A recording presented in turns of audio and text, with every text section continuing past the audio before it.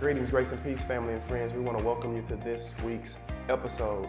We are going to continue our conversations in the thread in the line of vision. This is the year 2021. We are quickly approaching the end of this particular year, and many of us are aligning ourselves or realigning ourselves for next year, for 2022. As we go into the new year, most of us, we really want to be better. We want to do better. We want to be better relationally. We want to be better financially. We want to be better physically and spiritually. And of those areas, relational, financial, physical, and spiritual, I want you to think about which one of those, or how many of us literally want to be better next year in one of those areas, relationally, financially, physically, and or spiritually. Again, ladies and gentlemen, we have been in a pandemic for the last 2 years, literally. And as we conclude this year, how would you ultimately finish this statement? Next year, I hope to blank. How would you, as you begin thinking about next year, I hope to blank. Next year, I hope to pay off student loans, or next year, I hope to overcome an addiction. Next year, I hope to start being more physically fit. Next year, I hope to be stronger spiritually, or next year, I want a better relationship with my friends, my family, my children, my spouse. And so I want you all to literally fill in that blank. Next year, I hope to. I hope to do what? And so most of us literally want to be better. Rarely, if ever, have I ever met someone who does not want to be better. Even if they're bitter, they still want to be better. This year, I've never heard someone say, this year, I hope to gain weight, or this year, I hope to lose a job. This way, I hope to be depressed. This year, I hope to suffer from anxiety and depression. Never heard anyone say that. I've never heard anyone say, my marriage is so good this year that next year, I hope it gets decimated. No one has ever said that. Here is what I want you and I to realize in and of itself. Hope and the desire for change changes nothing. Actions do. We can have this desire to change, but if we're not determined to put our muscle in action, nothing will ever change. And we have to realize that. If you are hoping to be better next year relationally and financially, physically, spiritually, if you are hoping to be better, hope can literally be the catalyst for that change, but actions are what gets us to the point to where change actually occurs. The Bible talks about this. It's not a New Year's resolution. It's not this motivational speech. This is not just feel-good message, but this is the Word of God. And the Word of God says to put hope in action. We see this in 1 Peter chapter number 1, verses 13 through 14. New Living Translation says this: put all your hope in the gracious salvation that will come to you when Jesus Christ is revealed to the world. Put all your hope in the gracious salvation that will come. Listen, I started in the middle of that verse, but to give you some context so that you can respect the content, verse 13 starts off by saying this: so prepare your minds for action.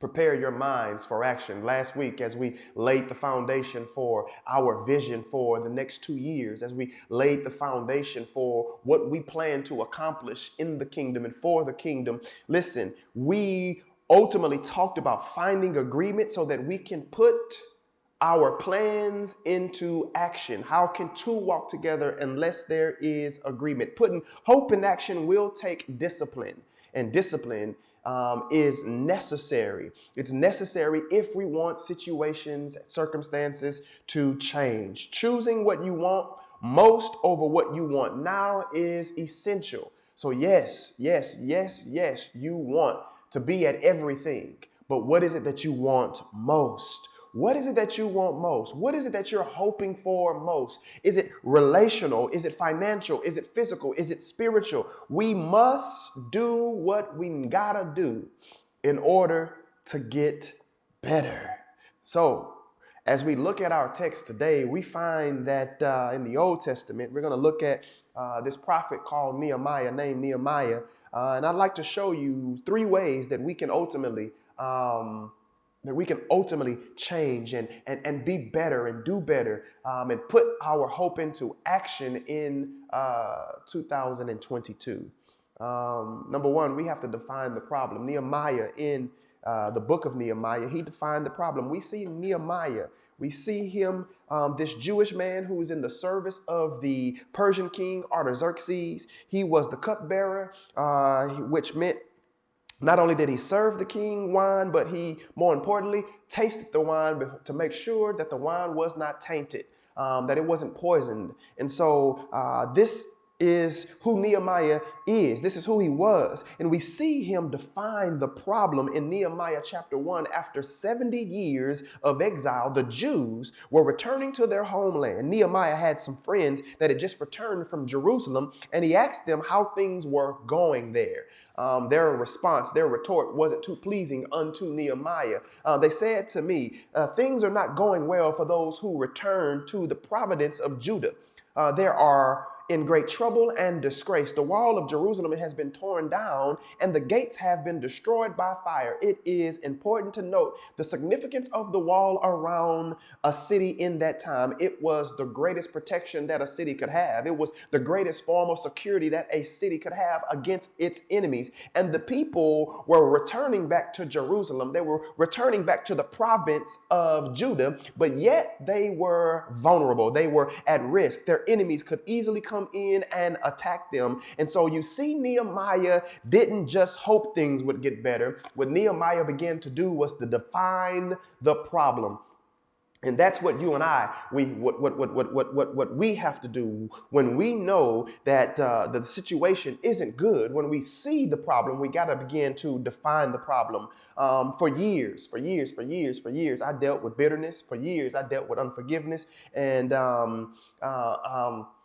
I had to ultimately begin to define what my issues were if I was to overcome said issues. No doubt you've tried to do something year after year, month after month, week after week, season after season. You've tried it. You've tried to overcome. You've tried to lose weight. You've tried to do better. You've tried to be better relationally, financially, physically, emotionally.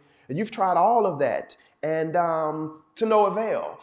I would suggest that many times we just address the problem, but we never really truly define the problem.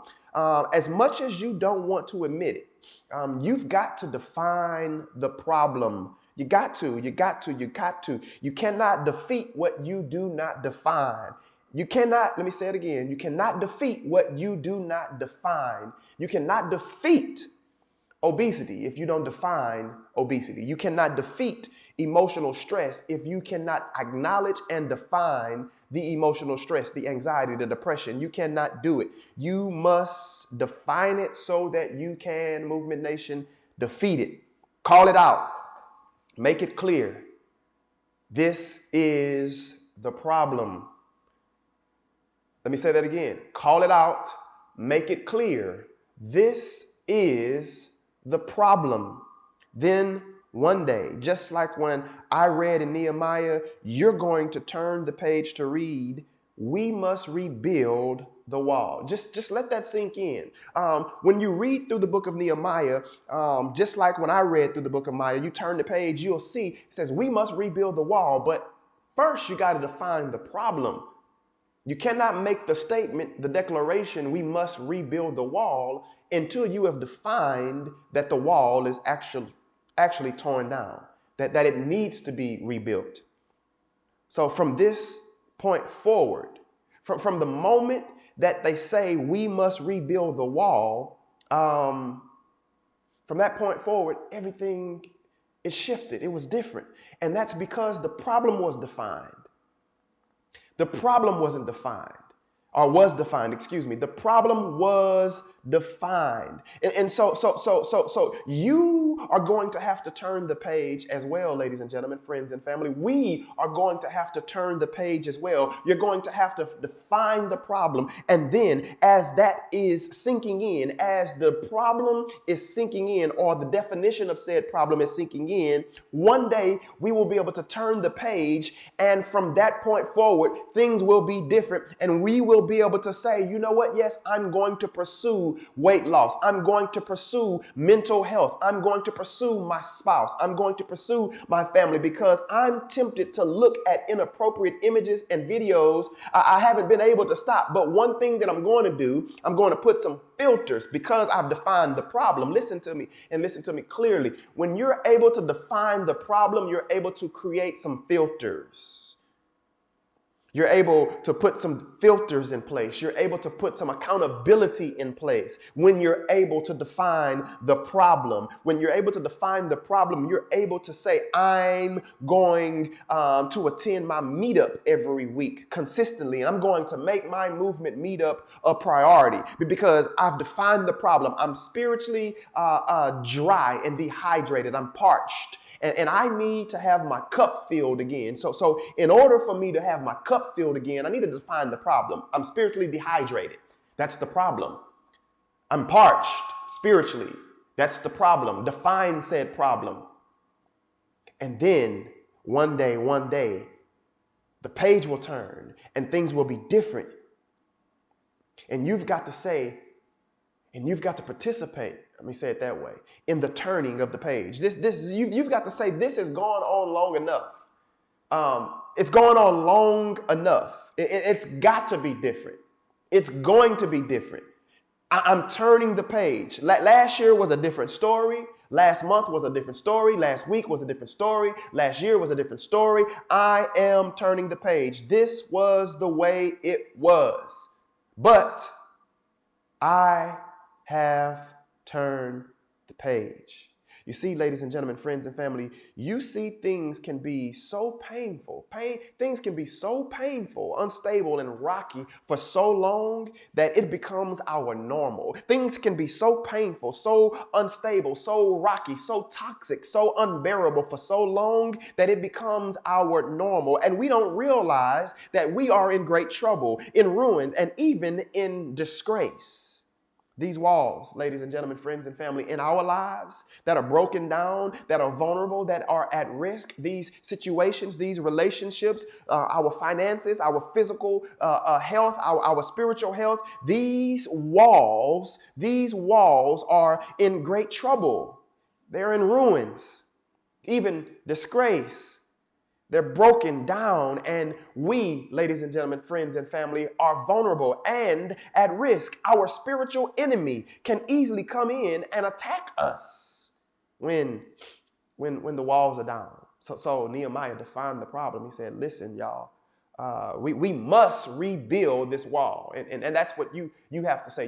There must be an indictment today, and you've got to declare, you've got to decree that we must rebuild this wall. What this wall is in your life, in your family, in your situation, I don't know. But you've got to say, we must rebuild this wall, because it's torn down and we're vulnerable. We're susceptible to the enemy. And so if we are going to put some hustle in this muscle, if we're going to put some hope in action, we've got to define the problem, but we also must diligently seek God. We've got to diligently seek God. Seek God. Seek God. When I heard this, I sat down and wept. This is Nehemiah chapter 1, verse 4. In fact, for days I mourned, fasted, and prayed to the God of heaven. You see, there is a reality of sadness. He sits down to cry, and then he kneels to pray. And maybe just maybe you're there today. You're there as you listen to this week's webisode. You've sat down to cry, and now you are kneeling to pray. In verse 3, it said, they said to me, things are not going well. Excuse me, verse 4. Verse 4, he says, verse 3, things are not going well for those who return to the province of Judah. They are in great trouble and disgrace. And so, ladies and gentlemen, from the moment he defined the problem, he says they were in great trouble. They are in great trouble and disgrace. He diligently looked or took it upon himself to change. He diligently, he sought after God. Again, he sought after God. Verse 3 says that they were in great trouble and the city was a disgrace. Verse 4, he says, when I heard this, I sat down and wept and mourned and fasted and prayed. And there was this reality of sadness. He sits down to cry. He then kneels to pray. And the moment he began to define the problem, Jerusalem is in great trouble and disgrace, he diligently took it to the one who could help him. Took it to the one who could help. Listen, when you have a vision to do something, when you have a vision, you're going to need the God of heaven to help you. You're going to need the vision that we have for movement is too large for us not to need God. We need the God of heaven to help us. You need, ladies and gentlemen, in your business, the God of heaven to help you if it is truly vision. You see, I experienced this on my own life and in my own life. Remember, I told you I've dealt with bitterness. I've dealt with unforgiveness. I felt justified in being bitter before. I have seen, and you see when you hold on to bitterness, how much you feel justified. But holding on to the bitterness doesn't help. It's not justifiable. It's a prison. And what we have to do is diligently seek God. I sought God on what to do. And I'm encouraging you, ladies and gentlemen, to continuously seek God on what to do. All of us must continuously pursue God so that we would know what to do. We must continuously and collectively seek God on what to do so that we could be set free from the prisons of bitterness, so that we could be set free from the prisons of unforgiveness, so that we can be set free from our hurt, from our hangups, from our habits, so that we can be set free from the relational turmoil or the financial turmoil or the physical turmoil or the spiritual turmoil. We have to diligently, seek God. When you and I diligently seek God, it will change how you think, and the motives of your heart will lead you to a new action. You may have a similar moment. You may have had a similar moment. You may have had a similar story. Maybe it was when you held your first child, or you wanted to walk,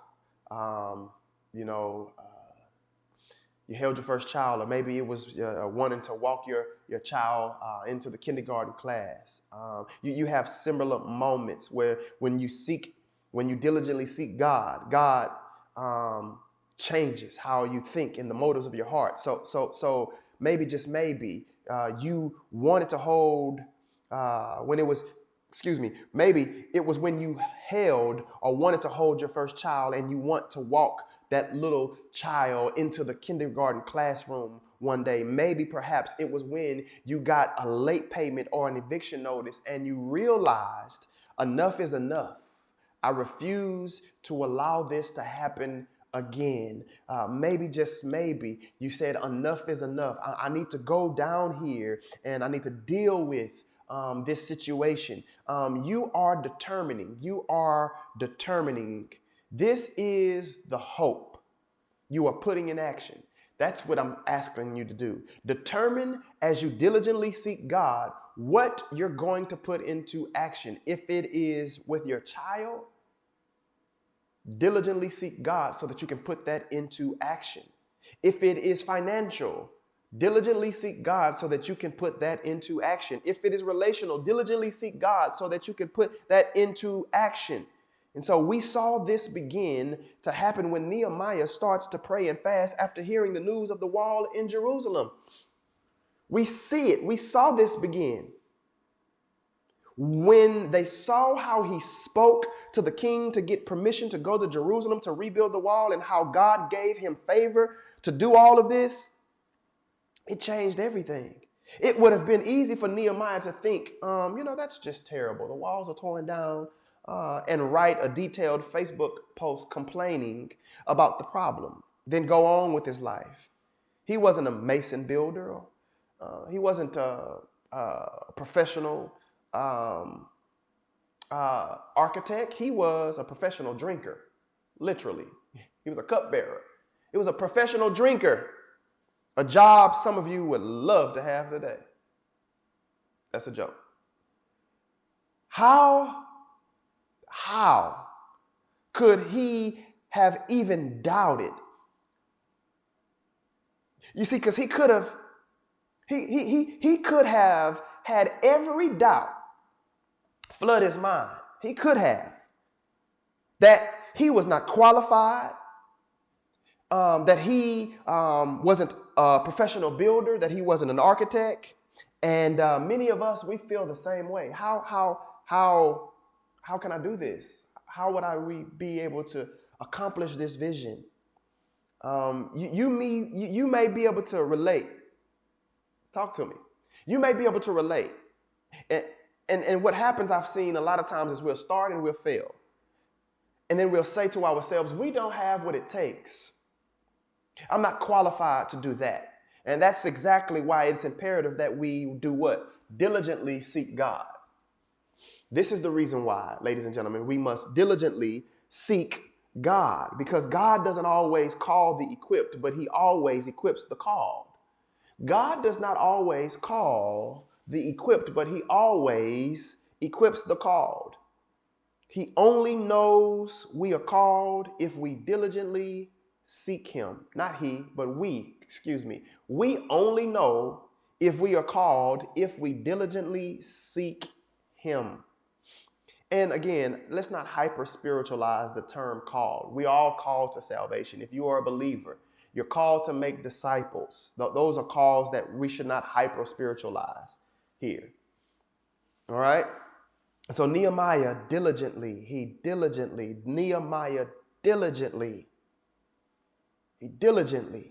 sought God and took ownership of the problem.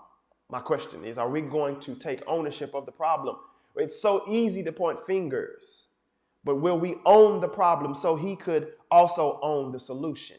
That's what we've got to do. If we're going to own the solution, we've got to own the problem. And many a times we want to own the solution, but we never want to own the problem. We want to say, this is what I suggest, but we never want to say, I am a part of the problem.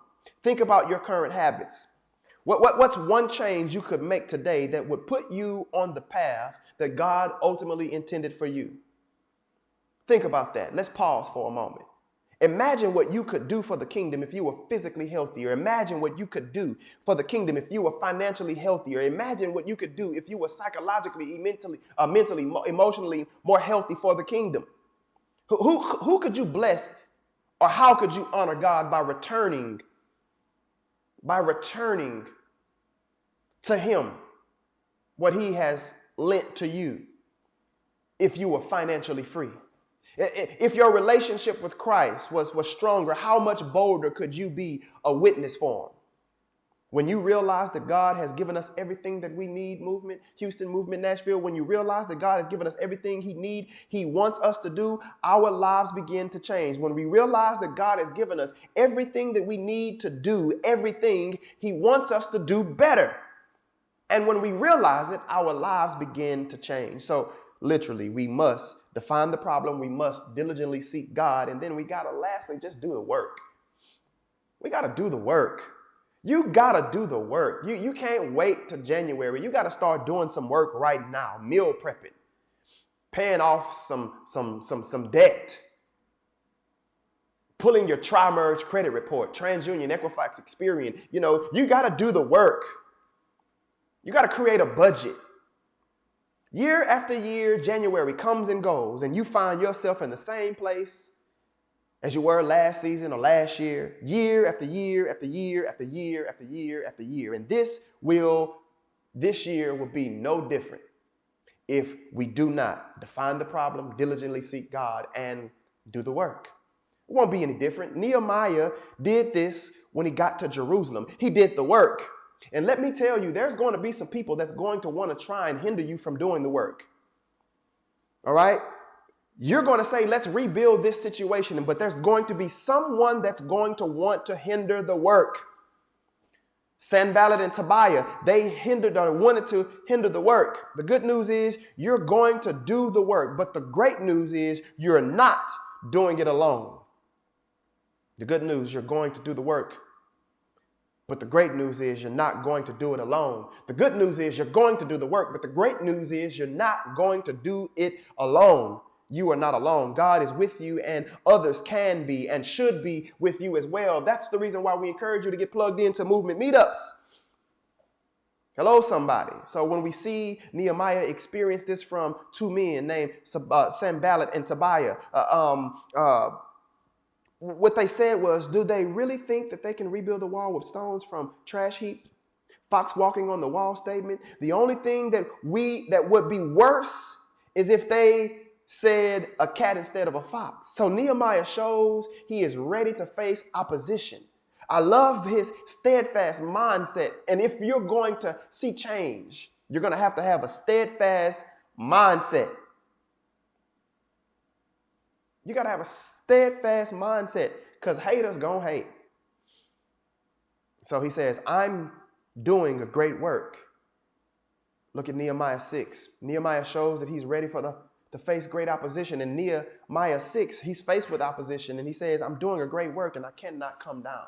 Listen, I said last week, the trichotomy of a person is the first, they try and come to your level. If they can't come to your level, they try and bring you down to theirs. And then thirdly, they try to destroy you. Listen, when you know that you know that you know that you know that you're doing a great work, you cannot come down.